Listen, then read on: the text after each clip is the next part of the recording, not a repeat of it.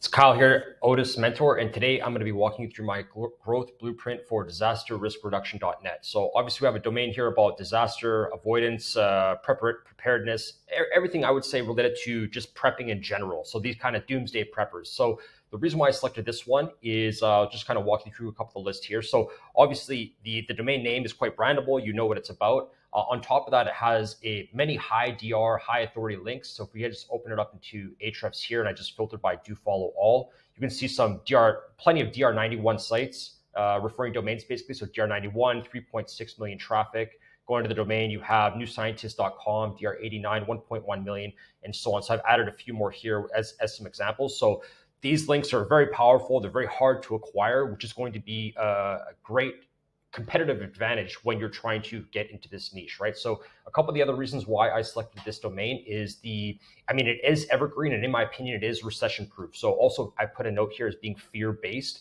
So people that are looking for prepping and this doomsday stuff, whenever there's a recession, whenever there's fear of war, nuclear attack, all these things, so when things are going bad, this niche is going to be even more in demand, right? Which is something that I like because it's a way that you can offset kind of the bad times. And obviously there is always going to be doomsday preppers. This is a very passionate niche, and I'll get to that in a second.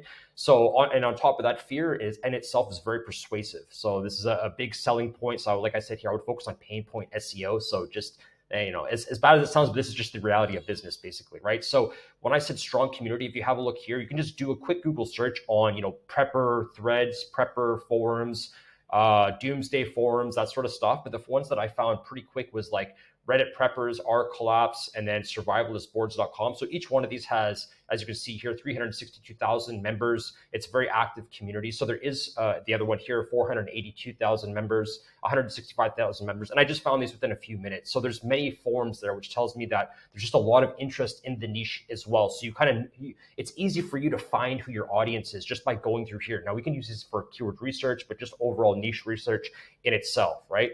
So this is like the main things that I really like about this domain. So then moving on from there, who are the competitors? So this is one of the competitors I found just by doing some quick keyword research. But if I open them up into Ahrefs, now maybe they're not going to be a good example from an SEO perspective because they're DR53. And if we actually just look at them, so the name is modernsurvivalblog.com. They're DR53, and I think they just have about 27,000 visitors per month.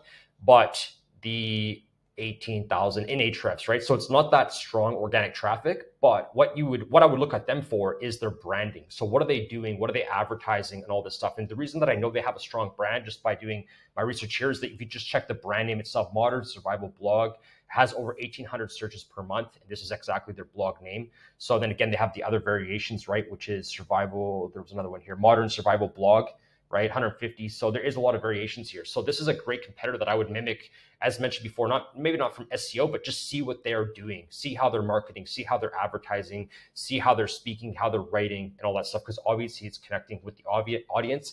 And I think the end goal for everybody here getting into niche sites is to build a brand, to basically, help yourself stand out. So if I had to go through the competitors again, if you open these guys up, and just go to, I would just base the competitor research off them here. So if you go to Modern Survival Blog in Ahrefs, just competitors, organic competitors, you can see a whole list here. So mimicking, if I wanted to just see the low DR ones that I could outrank basically. So if I look here, I would just filter by DR, low DR and higher traffic. So here's an example that I found, Build a Stash, DR7, 27,000 traffic per month, which I added in my notes. You could then go and export all because you have a DR28 if you're starting with a site, right? So you have more than, it's like triple the DR. So you should be able to outrank these guys pretty easily. So I would put together a whole list of the lower DR sites, anybody under DR20 as an example, which comes down to my content plan here. So the content plan that I would use is I would go through and I would create a whole list of all the communities and the threads and all that stuff. And I would export their keywords in Ahrefs. So keywords that the forums, because generally forums are pretty easy to outrank, all the keywords that they're ranking for from position 1 to 10 and export those. Then I would do the same thing with all the low DR sites. So I would get a whole list of low DR sites, export all their keywords that are on page 1 to 10, or position 1 to 10, and then again, consolidate that list So that would be the form keywords and competitors less than DR20, because you're DR28, so you still want to be like lower DR that you're targeting, basically, just so you know that it can rank fast, essentially. So that's how I would approach that. And you can add some other filters as well. I can elaborate on that if you want to set up a call with me. That's more than fine. Then I would put them into a keyword cluster tool like Keyword Cupid. This is just basically going to group all the keywords to show you the search intent. And then from there, I can actually show you a sample of this. 1 second. Now, hopefully you can see this. So once you export all your keywords, you can add them to a tool, like I said, Keyword Cupid. I can't give you, I'm not going to run it just because I don't want to use a bunch of credits, but basically what this is going to do is it's going to group all the keywords that have a similar intent. So all these keywords that should be on the same page. You can do this manually. This is just a much faster version. It's a way to quickly analyze thousands of keywords, which you will get doing this. So that's how I would do. You have your whole keywords. This is going to be each one of your topics. And then to create the actual content plan, you can grab these keywords, just copy paste and put them into ChatGPT to help group them semantically to create your topical map, basically. So I have an example of that as well, if you'd like. So you can just ask Chat, do you understand semantic SEO? He'll tell you, blah, blah, blah. And then you can just ask him, can you group this list of keywords? So the list that you got, I have an example here, like dried fruit and so on.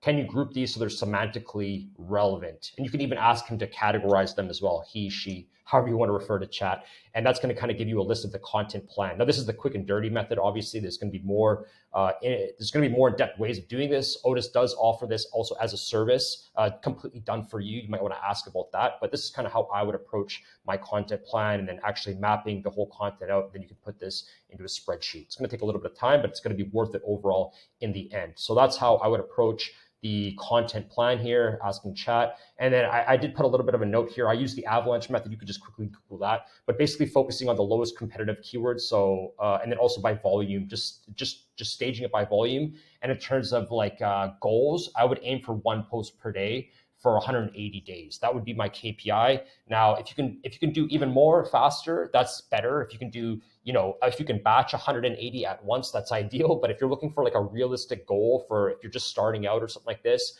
that's what would be my goal. So if you have a part-time job or a full-time job and you're doing this part-time, then just try to aim to produce 1 per day for 180 days. I think that's a 6-month goal that's going to be very achievable. Then you can also use new tools like ChatGPT to help you produce the content.